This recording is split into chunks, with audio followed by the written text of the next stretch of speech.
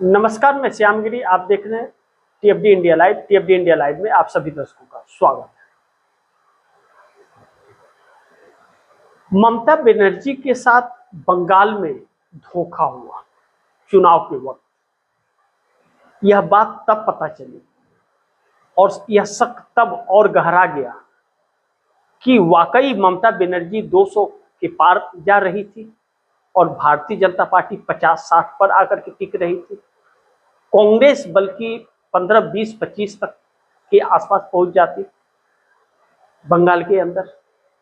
यह तब एहसास हुआ और इस पर रोशनी गई जब मोदी सरकार में वित्त मंत्री निर्मला सीतारमण के पति परकला प्रभाकर ने द हिंदू अखबार में उनका आर्टिकल छपा और मीडिया के सामने आकर के उन्होंने अपने बयान दिए। चुनाव आयोग ने वोट प्रतिशत का जो आंकड़ा 93.19% तक बढ़ाया, 23 अप्रैल को और 29 अप्रैल को जिस दिन वोटिंग हो रहा था, उस दिन भी टीएफडी इंडिया लाइव ने यह कहा था, इस परसेंटेज के खेल में बहुत बड़ा खेल है। मैंने कहा था यह बात, और देखिए आज चुनाव आयोग के आंकड़े ही डराने लगे। चुनाव आयोग जिस हिसाब से वोट पड़ा है, उस हिसाब से यह पता चल रहा है कि 39 सेकेंड में एक वोट पड़ा है, जबकि संभव ही नहीं है कि 39 सेकेंड में कोई वोट डाल दे। आप दर्शकों में बहुत लोग वोट डालते हैं, क्या आप 39 सेकेंड में वोट डाल करके बाहर निकल जाते हैं? आप जाते हैं, अपना नाम वहां से आपका ढूंढा जाता है, आपके उंगली पर इंक लगाया जाता है, उसके बाद आप मशीन पर जाते हैं, उसके बाद क्लिक करते हैं, फिर उसके बाद आप वहां से निकलते हैं। क्या 39 सेकेंड में हो जाता है?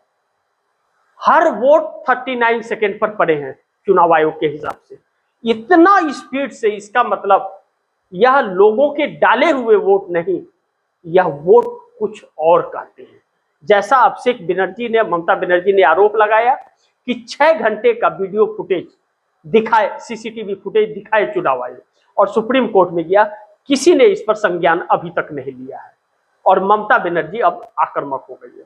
दूसरी तरफ भारतीय जनता पार्टी की मोदी सरकार जो है, बड़ी संकट में है। मोदी सरकार यह जानती है कि उसकी सरकार अब बचने वाली नहीं है।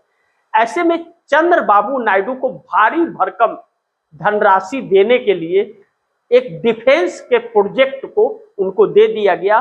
तमिलनाडु से हटाकर प्रोजेक्ट आंध्रा शिफ्ट कर दिया गया, जबकि जानकारों के अनुसार आंध्रा के लिए वह प्रोजेक्ट सुटेबल नहीं है। आंध्रा की जमीन उस प्रोजेक्ट के लिए सही नहीं है।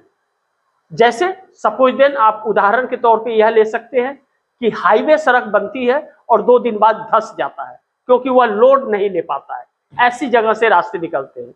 वह हाल आंध्रा का है। फिर भी वहां उस प्रोजेक्ट को, यह जानते हुए भी कि वहां सक्सेस नहीं है, यह प्रोजेक्ट तमिलनाडु से उठा करके वहां दिया गया। यानी कि उस प्रोजेक्ट के जरिए एक भारी भरकम धनराशि चंद्रबाबू नायडू को देना था, जो दे दिया गया। अब ऐसे में चंद्रबाबू नायडू जो 18 सांसदों के साथ समर्थन वापसी लेने के लिए तैयारी कर रहे थे, और ममता बनर्जी जो कही थी कि मैं मोदी सरकार जल्द गिरा दूंगी और चंद्रबाबू नायडू के संपर्क में थी कही जाती है, तो फिर वह रास्ता बंद कर दिया और चंद्रबाबू नायडू को खरीद लिया 18 सांसदों को प्रोजेक्ट के जरिए। दूसरी तरफ नीतीश कुमार जो 20 साल 6 महीने से भारतीय जनता पार्टी के साथ सरकार चला रहे थे बिहार के अंदर, उस नीतीश कुमार को तोड़ने का एक बहुत षड्यंत्र के तहत भारतीय जनता पार्टी काम कर रही थी, जिसमें ललन सिंह और संजय झा तकरीबन 2 साल से उस पर काम कर रहे थे, 2024 से ऐसी चर्चा चल रही है। लेकिन आनंद मोहन सिंह ने सारा मिट्टी पलित कर दिया, ललन सिंह के इस प्लान पर पानी फेर दिया, और आनंद मोहन सिंह के साथ में और बाकी जेडीयू के नेता आकर के खड़े हो गए। तब नीतीश कुमार की नजर खुली कि यह तो पार्टी 2 भाग में बट रही है।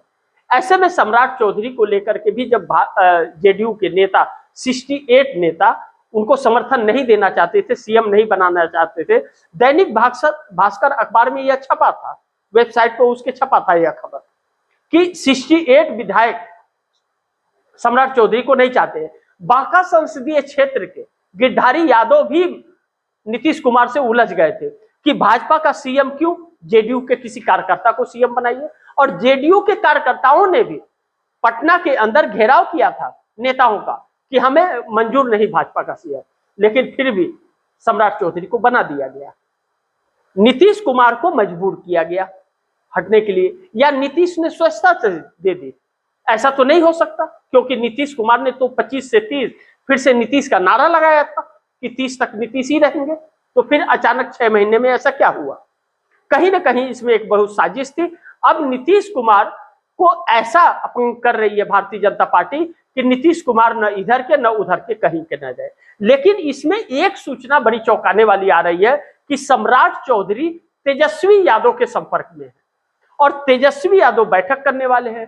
तेजस्वी यादव ने अगर सम्राट चौधरी को समर्थन दे दिया तो नीतीश कुमार की जरूरत भाजपा को नहीं पड़ेगी और इनको निकाल करके फेंक देगी। जेडीयू का क्या हाल हो गया? नीतीश कुमार जो 20 साल 6 महीने से बड़े भाई के रोल में थे, जैसे छोटे भाई के रोल में आए, बड़ा भाई छोटा हो ही नहीं सकता। नीतीश कुमार ने यह स्वीकार कैसे किया? आनंद मोहन सिंह का यही तो कहना है कि बड़े भाई से आप छोटे कैसे बन गए? ऐसी क्या मजबूरी थी कि आप छोटे हो गए? इसका जवाब नीतीश के पास नहीं है। निशांत कुमार का राजनीति शुरू होने के पहले ध्वस्त हो गई है। भारतीय जनता पार्टी उनको कभी भी नहीं पनपने देगी। जैसे अमेरिका भारत को उठने नहीं दे रहा है, नरेंद्र मोदी को अपने कदमों में रखा है, वैसे ही निशांत कुमार को भाजपा रखेगी पैर कतर कर।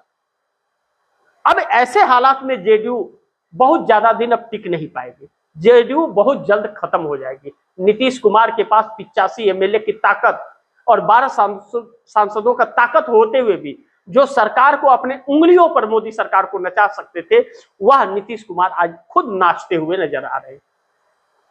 ऐसे में बार बार नीतीश कुमार को कहा जा रहा था, इंडिया गठबंधन भी आह्वान कर रहा था, लेकिन इंडिया गठबंधन की भी गलतियां थी। इंडिया गठबंधन स्वयं के अपने ही गठबंधन को एकजुट नहीं रख पाया था।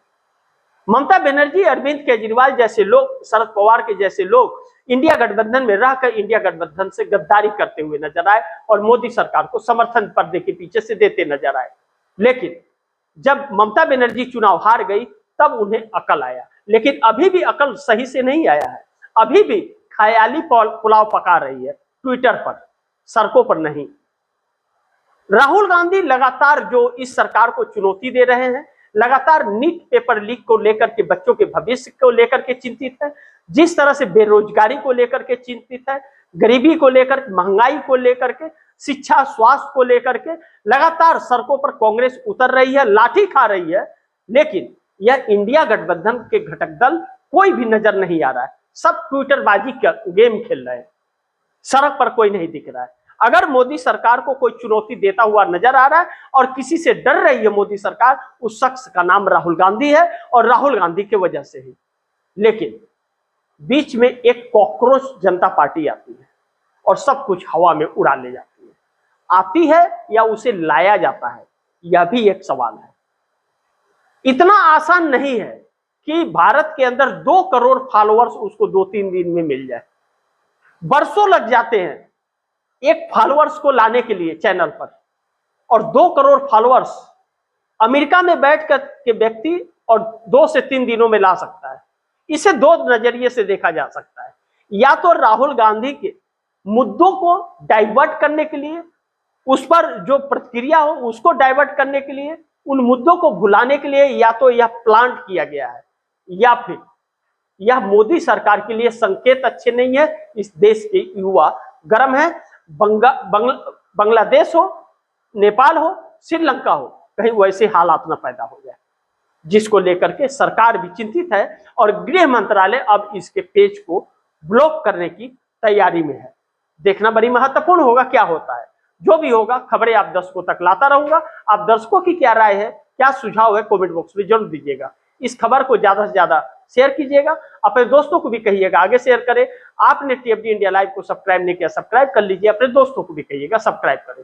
मिलते हैं अगली खबर के साथ, तब तक के लिए नमस्कार।